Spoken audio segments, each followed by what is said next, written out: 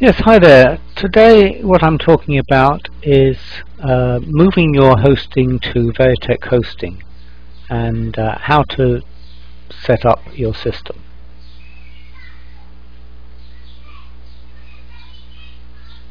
Now within your vPanel hosting there are a number of things you need to do before you start. The first thing you need is to purchase a domain name. And we recommend that when you choose a domain name, you get something that's keyword specific. In other words, people are looking for that keyword on Google and other search engines. You also need a secure file transfer system, and again we recommend WinSCP. You may need to have an HTML editor. We recommend Edit Plus because it's a very simple editor but provides very clean codes.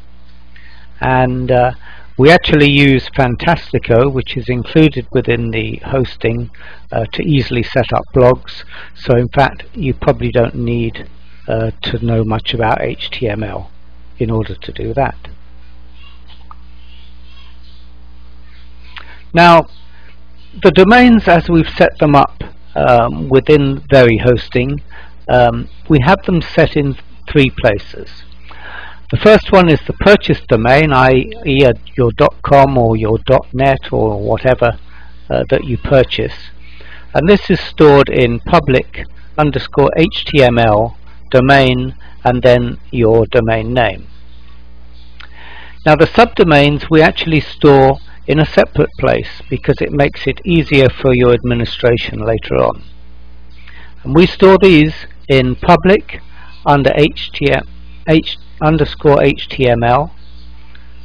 /subdomain /domain name and then the subdomain. And we have a number of inbuilt domains that are complementary to you when you have Veretekk hostings, and these are stored in subdomain, Veretekk domain name and your username. Now of course you don't have to remember all this information because the system is set up that these are the default locations. So let's go into your Veretekk back office, and in Veretekk back office you will see that you have a Veri hosting tab. You click on that tab and a screen enters log into Veri hosting.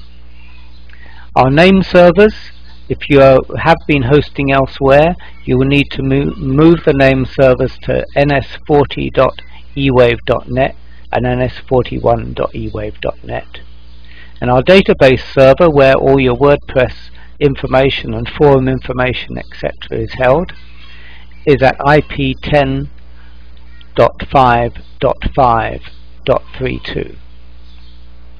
And I'm going to show you how to use a file manager to get your information up there. And further down on this screen is the settings for WinSCP, which I will also go through. Okay, so here we are now in the back office of cPanel, and there's a little bit of information here to look at, and that is your domain name, which is your Veretekk name .ewave.net. That's your main domain, and you can see how much space we're using, etc. Now if you're not familiar with cPanel, there's a lot of information appears on these screens, but by using the arrows on the left we can actually scroll these away and move them out of the system so that we can concentrate on what we want to do. And I apologize for the noise from the loud children outside. I live in the Philippines, and we've got dogs, pigs, chickens and children to contend with. Anyway, carrying on. You now see that I've rolled away some of the excess information because what we want to be looking at is our domains and subdomains. And the first thing we do is we look at the add-on domain. This is where you will add your domain to the system. We click on that, and you type in on the screen your new domain name. Now the next 2 lines you don't need to fill in, because when you put your password in, those screens will fill in. So you put your password in and you will see that the system changes and it puts in a FTP username, not that we use FTP, and it puts it into public domain and training.com. Okay, and also once you add it, it will go down below to join the rest of the domains. So what I'm going to do now is I'm going to go to the file manager. So I've opened up the file section here. Now I prefer to use the legacy file manager. I find it's a little simpler to use. So to go into that, we go into the file manager. We want to go to the root of the domain, which is public, and we just leave it at the default of your name and hit go. This will then give you a listing of all your information. Now this is a confusing or can be confusing for some, because I'm actually showing you my old domain setup, but what you're looking for is the folder called domain. Normally speaking, when you put everything into a new system, you will not have any of this other information on here. You will just have domain, and there will be a subdomain further down. So we click on, and you can see that this is where your training information is. And I've got 2 domains set up within this system. So that's just to let you know that where the files go and where you will be uploading to. But we use another system to do that. So to load your websites, what we use is WinSCP. We use this because it's a secure web transfer system. In other words, people can't see your passwords when you're transferring. There's also, it stores your original data offline on your own PC, so that you can easily edit it offline and then upload it. There is an alternative of using the built-in file manager, which we've just looked at. However, it is easy to load websites with this if you've just got a one-page web or one file to upload, but I don't recommend using it. So, to get WinSCP started, you can download it from the back office of the web hosting. There is a link to it. It's a free application and it's easily installed. And to get going, what we need to do is to set up a new account. So we just click on the new. There may be information here, it doesn't matter. We're going to set up a new installation. So, and the host name that we entered is cpanel.e-wave.net. The port number that we enter is 28594, and the username is the username you were given in your back office hosting, together with the password, which is in fact your Veretekk password. You don't need to bother with the private key, so we just go ahead and we press login. Now it may be that you get a note here about the key not being found. All you need to do, and it depends what security system you've got set up, is you can continue and we can add the key automatically to the cache, so nobody needs to know any better about it. Okay, so this is the inside of WinSCP. The thing to remember is there's 2 panels. The left hand panel is what's on your PC, and the right hand panel is what is on Veretekk hosting, Hosting. Okay, now we're interested in a couple of things. We're interested in the public HTML. That is where our main data is held. There is, underneath public HTML, there is subdomain. Subdomain at this level is where your complementary Veretekk domains are held. In other words, they are not inside the public HTML, they are outside. And it can be confusing sometimes, especially when you go to add your own subdomains, that you tend to come down to here rather than look in public, but that's just a quirk of the system at the moment. On the left hand side we can get our data, and we can do this by drop down menu here to go to wherever you store your data. In this case I store my data on drive I, and I go down and tie that bit together.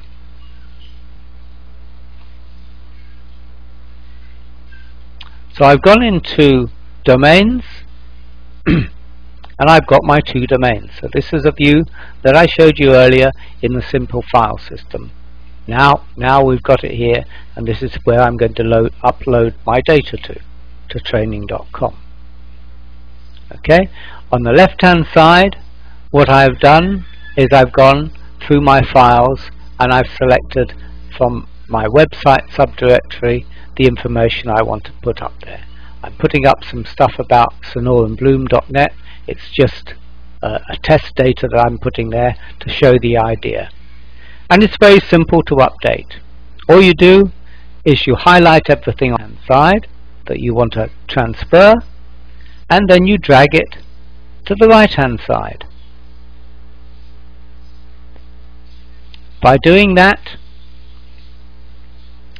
the program starts transferring the data.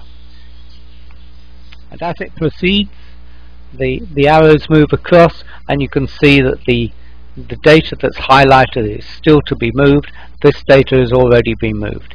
It hasn't appeared yet on the right hand side. It doesn't appear until everything has been passed over.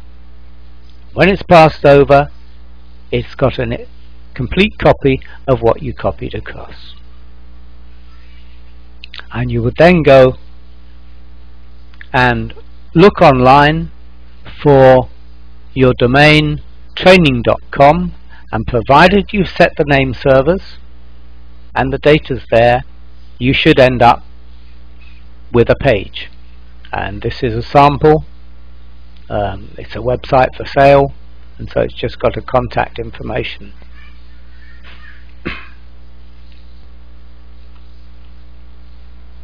Okay, now there's a couple of other things we can do. Having got that information across, what we can do is we can save the session. And the reason for saving the session is it allows us to quickly go back, and it will correctly pick up the information or the subdirectory that you set on the left hand side, in other words your source document on your PC, and it will on the right hand side it will give you the directory you want there. Okay, there's one other thing that you need to do, is you need to set up your editor, and you do this by selecting the options from the top panel. You go down to the bottom to preferences, select it, go down and look at editors, and it gives you a list of available editors. Now I've already set up Edit Plus, but I will show you how it's set up. To set up your external editor, Edit Plus, you click on it. It's an external editor, in other words it's not within the WinSCP program, it's an external editor. So you just browse to find the exe file on your own disk. In this case it was on my C drive, and press OK. We'll take you back.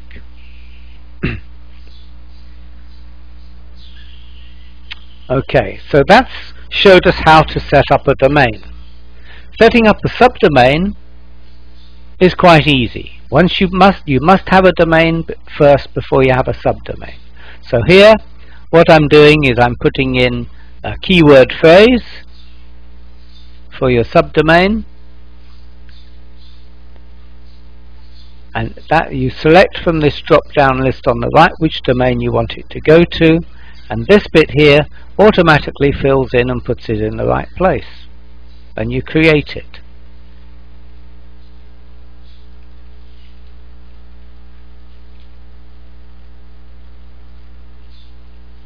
And if we go down, if we go back to the file manager, we're now talking of going down here again. Ignore all this data. This will disappear. This is the way I had everything set up beforehand. It's very much cleaner than that. We go into subdomain.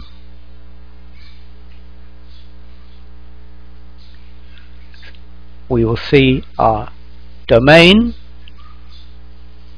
You click on that, and you will see the subdomains coming in here. Whatever you called your blog, I called one test training subdomain. That's where it appears. Okay, and then you have exactly the same thing you can do. You can select your data that you want to load up on the left hand side and move it across. Very simple.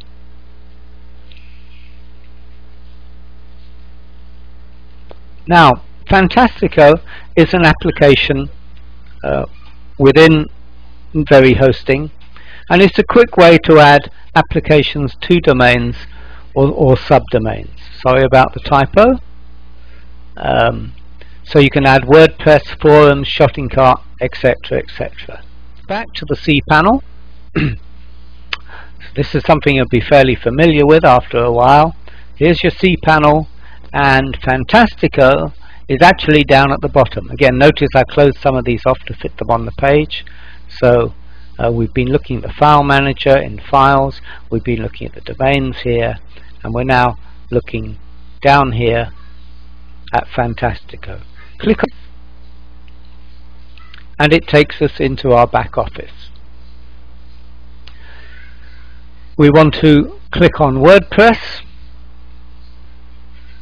and it's listing some blogs that are already in here. Just ignore that information. We click on a new installation, and we enter the information we want. In fact, the subdomain that I'm putting a press on now, you can put it either on a subdomain or on your main domain. If you're using a subdomain, make it a keyword phrase. It all helps in getting keyword appearing in Google. We enter admin or whatever username you want and a password. Right? You can have your email address in here. I leave mine to go to the default email address within the system. You give the blog a name and a description, and it's very simple. You put all WordPress, and it creates a database for you. In this case, it's created a database WRPD1, and it tells you where it's installing. It's installing it in this subdomain, and it's telling you how the URL that people will find that block in. Now, to finish it, the installation is finish, and it installs it all on the system. Okay, so it's configured everything, and to access your WordPress blog, you need to remember that it will be your blog address or the blog name and WP-admin on the end, and then you need your username and password. But I'm not going to show you how to any more on a setup than you do that. Now, one of the other things I've done is I've just gone in here and I've gone to the file manager and I've looked in the database area and enter the PHP myadmin, and just to see the list of the databases there. I've got WP1, which has 11 tables in, and I know that that's set up, but I don't need to bother with that. But what I have done is gone in and I've clicked on the options, and you can see that the data that you entered on the system has come right the way through to the database. Okay, so we can go to the Veretekk subdomain, or Veretekk domains that are given away with the hosting, and these various accounts here you can use exactly as you like. And that's just a short introduction as to how Veretekk hosting